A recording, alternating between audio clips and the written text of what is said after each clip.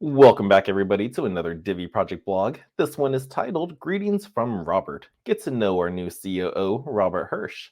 So, if you've been a part of the last two Twitter spaces, that's when we were actually first really introduced to him. And so far, I like what he's doing. So, let's get to know him a little bit more in this article.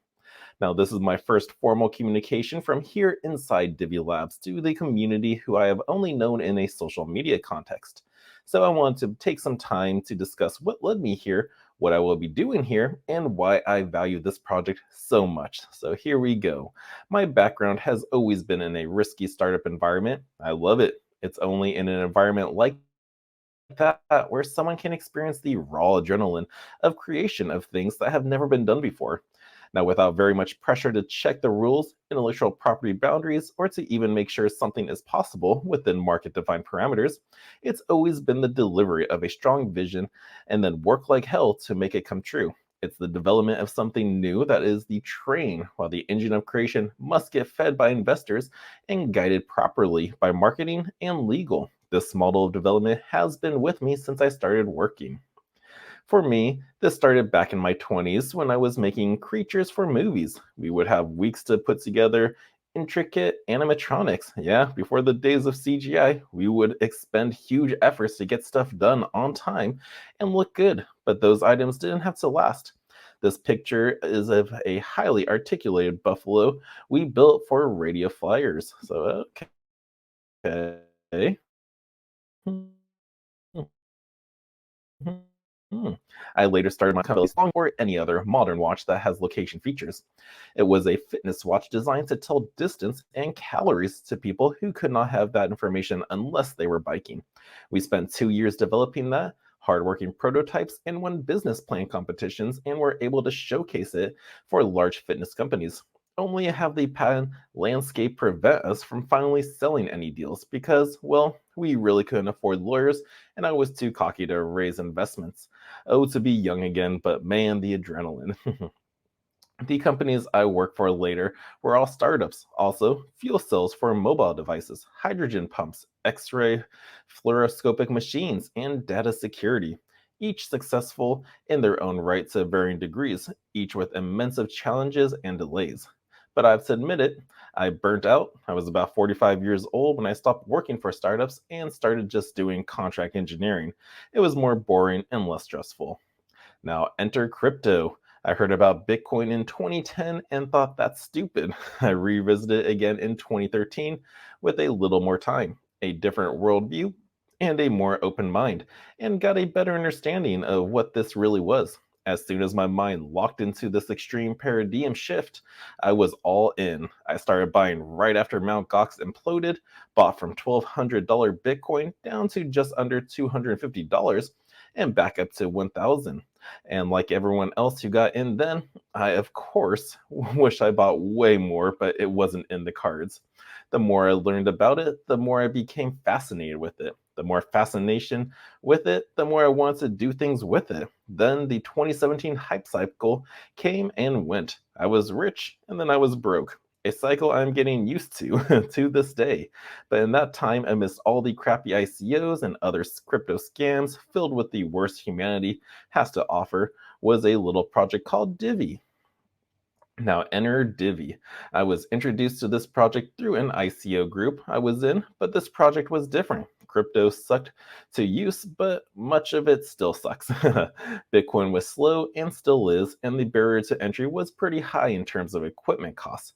It's even worse now, and this project was making it easy. I could run the wallet on my old MacBook Mini and other lightweight computers. The project talked about making it far easier to use, that you could launch masternodes by pressing a button. They were big supporters of self sovereignty and privacy, as well as having a flair to do charitable things with the coin and project. And there was a truly authentic air of wanting to do better than the typical project in the crypto wasteland. And what a ride it has been. Ups and downs, challenges, ecstasy, price depression. The charitable events gave over 100 kids a bike, fed people in the Philippines, Venezuela, and South Africa. Masternodes were helping to fund individual charitable efforts, and some people were taking Divi for products and services. I have had incredible interactions with the tech team, helping me to learn Python, helping me to create tools that interact with the CLI wallet. Heck, they helped me learn Linux too. I have come to love and admire everyone who is working their butt off to move this train forward. Everything about this project and community was hitting high marks for me, except the pace of development. Without a doubt, deliverables were eventually made. Mochi, which really changed the landscape for launching masternodes, were made available after a rocky start. The command line wallet was easy to use relative to other CLI wallets. From day one, vaults came online, mobile wallet, and now DeFi utility, and more are coming. But while these products and services eventually made it out, no one I talked to here, and I have talked to everyone that I can, believes that the rollout of any of these things were smooth, on time, or particularly relevant in their release. No one is happy with the results, so the community's frustration is well founded and understood. While there are many reasons for these issues and delays, I had started to come to realize that all of them were very familiar to me. I have a long history of working in small companies, and not one of these things are unique to Divi. All companies have vendors that fail them. All startups have partners that can't make the trip for one reason or another, promise investments that don't come through, internal friction between personalities, choices that were made early on that bite you in the ass later. All of these things are normal in a high energy, iterative startup that has the potential of high payouts.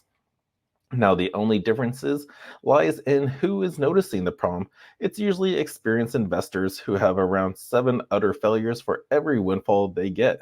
But in crypto, it's anyone and everyone. For some people, this is the only project where they await their windfall, so of course, it's hard to watch as price fluctuates to extreme ends. Crypto is different space on many fronts, but the challenge of a startup with little funding are extremely familiar to me. That's not to say that I don't see many places where efficiency and organization can't be improved. But I'll tell you this, the people who work there from Nick all the way down all know already. They have already made lots of changes in the last 6 months that provide benefits going forward. So, what will I do? When Nick started releasing his blog posts about the 4 pillars, part of it was about getting up and doing something. That's when I realized I could help. So, I sent an email to Nick and asked him if there was enough dismay inside and outside of Divi to implement some change. He agreed. Let's turn this into an opportunity. Let's get these issues resolved. Let's get the development train running smoother. Later, I will discuss how change had already begun months ago inside both marketing and tech teams. But what is lacking is some glue between teams, someone everyone can learn on to lower the barriers, and to make sure information is getting shared between teams and from inside labs and foundation out to the community and public. So I have 4 roles.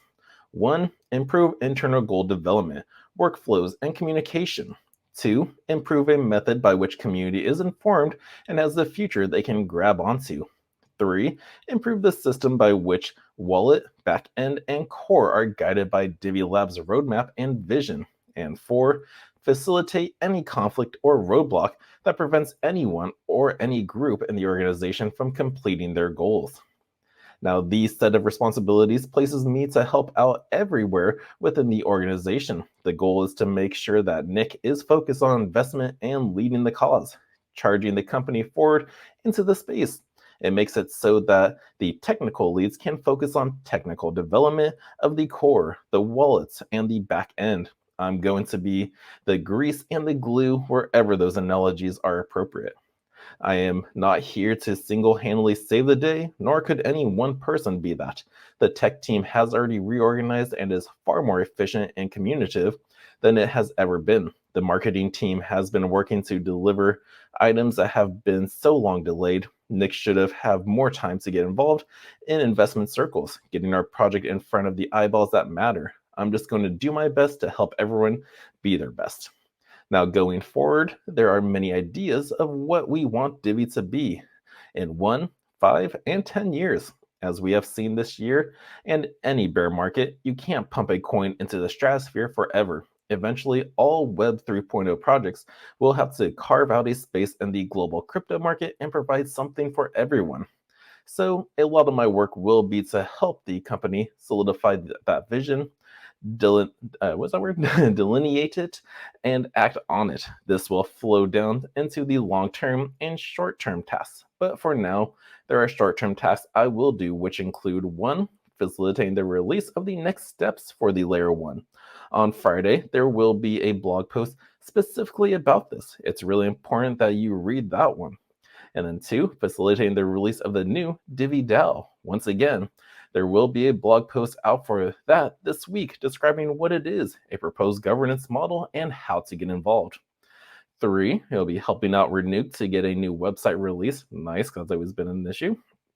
And then 4, helping to get a new light paper out there, but also new user guide and programmer's guide so that all our documentations that faces outward is consolidated. Now, no, I won't have dates for the completion of these things because there is groundwork to do that has never really been done for many reasons. They were overlooked and avoided in an effort to get something out there. I am working with everyone inside Divi Labs to implement some process control to set goals and requirements for everything so that things will be released with a plan going forward, released in a better condition with better information, and such that timing can be described more accurately. I too would like soon to actually mean soon. I hope this has been useful to gain insight as to why I am here and why I love this project. Now in the next post, I will talk about the changes that have happened on the technical side inside Divi Labs and why the immense amount of work can't be seen from the outside, but more importantly, what benefits and changes it brings. So, awesome blog there. So I almost called you Richard Robert, but great blog, Robert. I loved it. I hope you guys out there too, like really took this. Like maybe now things will be smooth. I feel like it can be accomplished. So again, welcome to the team, Robert. I've already heard from you in the last 2 Twitter spaces. I already love what I hear. I know you're going to do great stuff. And thank you for the background on your history, where you come from, when you got into Bitcoin, and then what brought you to Divi. And yes, keep up the great work. And yep, soon will be soon. So I hope you guys enjoyed this blog. And if so, hit that thumbs up for me, subscribe to the channel. And until next time, the Crypto Sherpa is out.